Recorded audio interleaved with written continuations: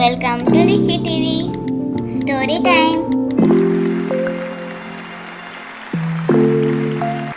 ఒక స్కూల్లో టింకు, చుట్కీ, మిక్కీ, మైరా అనే నలుగురు పిల్లలు ఉండేవారు. వాళ్ళ నలుగురు కలిసి స్కూల్కి వచ్చేవారు. వాళ్ళు మంచి స్నేహితులు కూడా. వాళ్ళు 5వ తరగతి చదువుతున్నారు.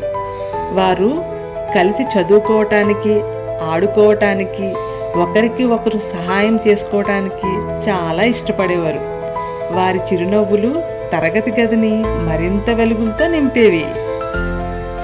5వ తరగతి క్లాస్ టీచర్ నేమ్ నిషా. మిసెస్ నిషా పిల్లలతో ఇలా అన్నారు: పిల్లలు, ఈ వారం మనం ఒక పోటీ నిర్వహిస్తున్నాం. దాని name clean class room contest. ఎవరి తరగతి గదైతే అత్యంత శుభ్రంగా ఉంటుందో, అందంగా అలంకరిస్తారో వాళ్ళకి ప్రత్యేక బహుమతి ఉంటుంది అని చెప్పారు. పిల్లలందరూ చాలా సంతోషంగా సర్ప్రైజ్ అనుకున్నారు. మిస్సెస్ నిషా చెప్పిన కాంటెస్ట్ అందరికీ నచ్చింది, కానీ టింకుకి నచ్చలేదు. క్లాస్ శుభ్రం చేయడం ఎందుకు, బోరింగ్గా ఉంటుంది అన్నాడు టింకు. చుట్కీ, అయ్యో టింకు, మనందరం కలిసి చేస్తే సరదాగా ఉంటుంది కదా అని చిరునవ్వుతో టింకును ప్రోత్సహించాడు. చుట్కీ చెప్పిన మాటలు టింకుకు నచ్చక క్లాస్ రూమ్ నుంచి బయటికి వెళ్ళిపోయాడు. స్కూల్ అయిపోయిన తర్వాత మిక్కీ మరియు మైరా తరగతి గదిని శుభ్రం చేయడానికి ఆగారు.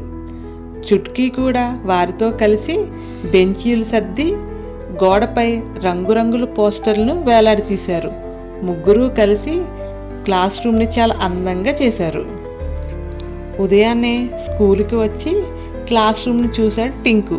చూడగానే, అరెరే, క్లాస్ ఎంత అందంగా ఉంది అన్నాడు. అవును, మేము చాలా కష్టపడ్డాం, ఒకరిని మినహాయించి అంది మైరా. టింకు సిగ్గుతో తలదించుకున్నాడు. మధ్యాహ్నం బ్రేక్ టైంలో టింకు నిశ్శబ్దంగా నేలపై ఉన్న చెత్తను తీసి శుభ్రం చేయటం మొదలుపెట్టాడు. ధన్యవాదాలు టింకు, ఇప్పుడు మన క్లాస్ నిజంగా మెరిసిపోతుంది అంది మైరా.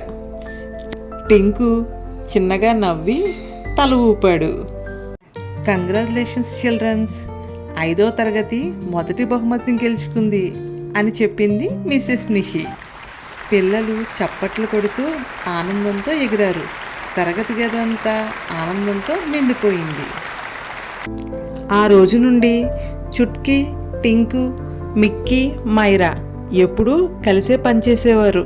స్కూల్లో, గేమ్స్లో, అన్ని విషయాల్లో అందరూ కలిసే ఉండేవారు.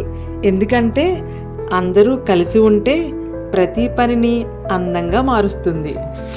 Thanks for watching.